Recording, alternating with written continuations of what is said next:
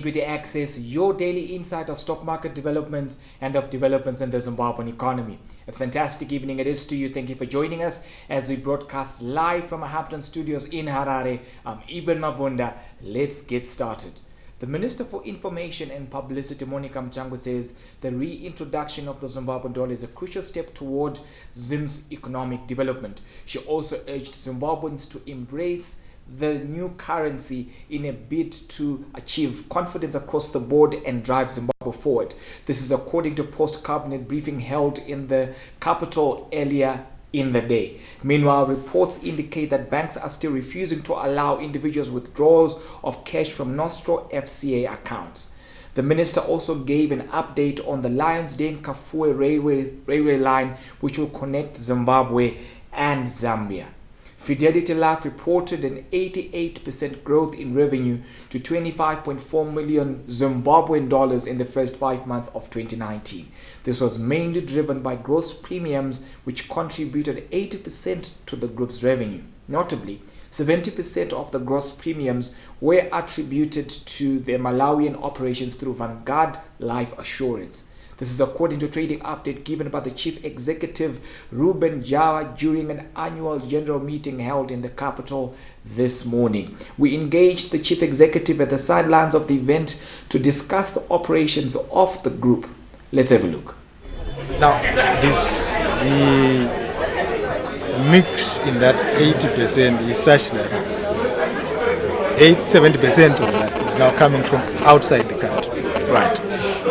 Even that was not expected. As the chairman pointed out, the contribution of our Malawi business was 15% of our premiums. That it has gone to 70% is a reflection of the devaluation of our own local currency against what is essentially a forex asset. Our Malawi business is a forex asset. This huge growth to 70% is largely driven by the devaluation of the local currency. So if our currency stabilizes, I would expect that contribution will come down. The business in Malawi is a small business compared to the business that we have in Zimbabwe. Okay. So at a core operating level, the business here is much bigger. So the 15% contribution that was there for the Malawi business reflected the size of that business compared to the size of this business in a normal economy. Right. When you're looking at this economies on a normal basis, but you know what has happened to our economy. Right, of course. You know what has happened to the local unit against the US dollar or against the forex, what is essentially a forex business. That's really what has driven 70%. I realize. So does that speak in terms of the strategy of the group going forward, looking beyond the borders? From where we are sitting right now, that's a beautiful thing that has happened. The fact that we've got a business outside the country, that we've got exposure to a forex revenue is a blessing in disguise. It's a brilliant thing. So that is country diversification. If there's something wrong in your own country, if you've got an asset in another country, it will help you one of these days. This is what has happened now. Now, the mix in that 80% is such that 70% of that is now coming from outside the country. Right. Even that was not expected, as the chairman pointed out. Meanwhile, Zimri Holdings also issued a trading update during an annual general meeting held in the capital this morning. Also in the trading update is the fact that the revenue is 12% below the target at $31.4 million. We also engaged the Chief Executive Stanley for a close-up on the operations of the entity. Again, let's have a look. We have done quite a lot of initiatives to reposition the reinsurance operation, eventually leading to the rebranding to Emeritus. And that has come with also a strengthening of the balance sheets. We've benefited now from the new image of the reinsurance operation. We've managed to regain lost market share in an industry where the cake was shrinking. So on the domestic market, we've increased our market share from about 8% in 2015, 2016. Now we are sitting at about 13%. And one of the key markets that has managed to benefit immensely is Mozambique. So from the insurance position, we've benefited quite a lot from the repositioning and the rebranding of Emeritus Group. We actually taken a position strategically to say, put a hold on stand sales if we're going to be selling in Zim dollar. So we actually deliberately said, let's not push for aggressively on the stand sales unless we can sell in US dollars, which is why there wasn't much in terms of stand sales. And after the 20 February announcement, we're now able to push in terms of US dollar sales. But obviously now that all changes, because now with the new announcement, it means that cannot be now an option. So again, we are having to reassess. From a business point of view, the currency reform is a good idea and a positive option, only if it can be backed by some discipline in government spending and the printing, and also monetary and fiscal policies. So from a business point of view, we're quite encouraged with the new currency reform, only if it can be backed by the right discipline. Sawangamo, it's done. It's done, it's complete. And when are you officially opening? Sometime in July. It's complete. The contractor is moving out of site this week. We have done quite a lot of initiatives to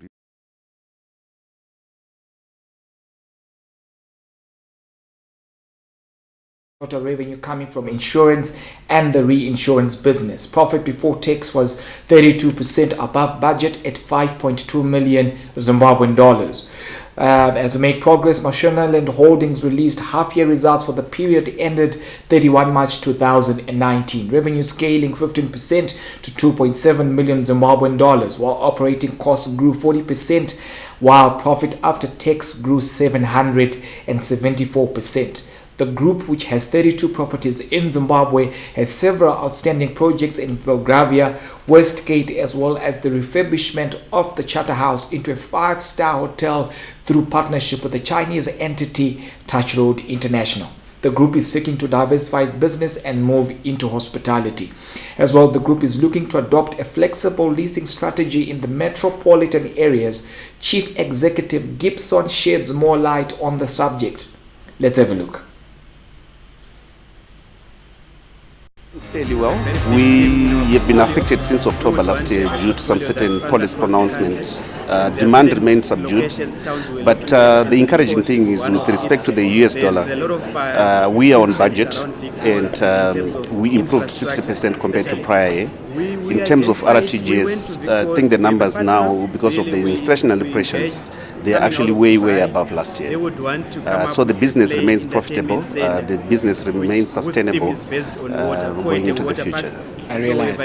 Now to talk about your plant, what is the update with regards to the plant, given what is just played out in the economic setup? Yeah, the US $5 million plant now, sitting on 5,200 square meters, is now complete. We're doing the final interior touches to do with your electricals, your lighting, and your ablution facilities. We're looking to occupy it beginning the 1st of July, and we're going to fully migrate new and old equipment into the factory in between August and September this year.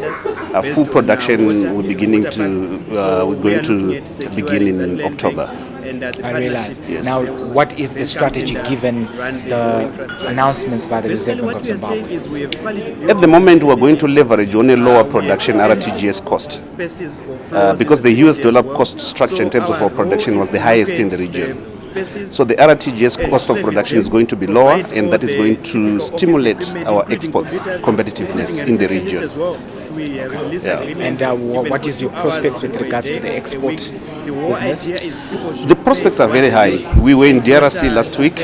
We are in Botswana the coming week.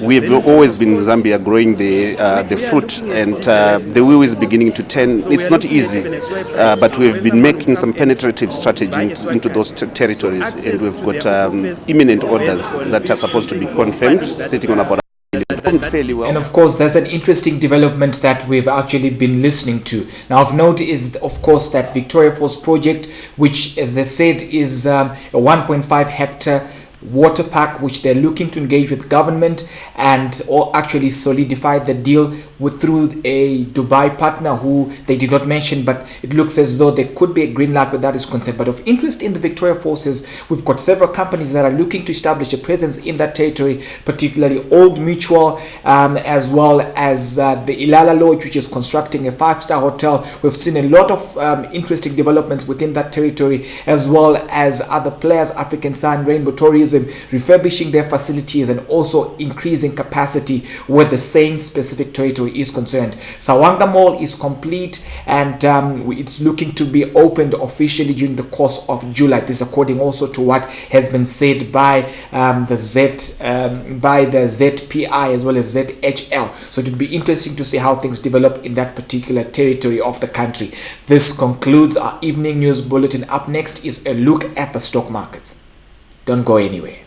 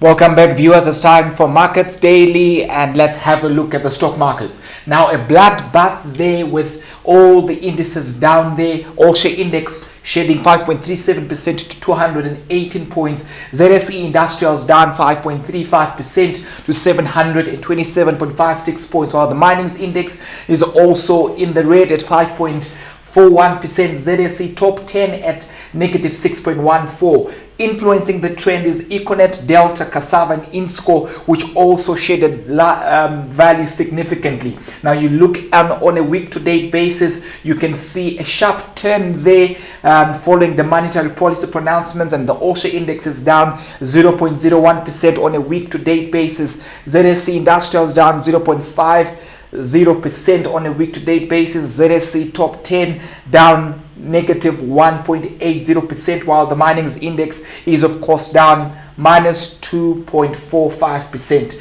Now on to the risers of the day. Dawn Properties gaining 4.84%, gaining to 20.10% to 4.84 cents ahead of the annual general meeting set to be held tomorrow. Power Speed gaining 19.05%, Medtech 17.65%, Edgar's gaining 10%, as well as FML at 21.04 cents, gaining 5.20%. Now PPC shedding 20% where the fallers are concerned to 195 cents. This is due to a statement issued by the parent listed on the Johannesburg Stock Exchange to the effect that there has been a delay in the publication of their results owing to an adjustment in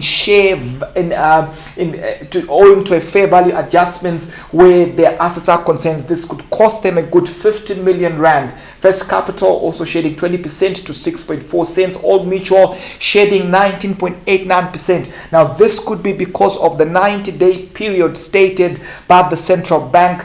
Of course, the speculators having second thoughts because that 90-day makes things a little bit complicated. RTG shedding 16.67%, Bindura 15.38% to 11 cents. Well, this concludes our stock markets daily, and this concludes our news for tonight. Thank you for watching. Don't forget to like, subscribe, follow us on Twitter, Facebook, and to visit our website www.equityaccess.net. Thank you for watching, and asante sana.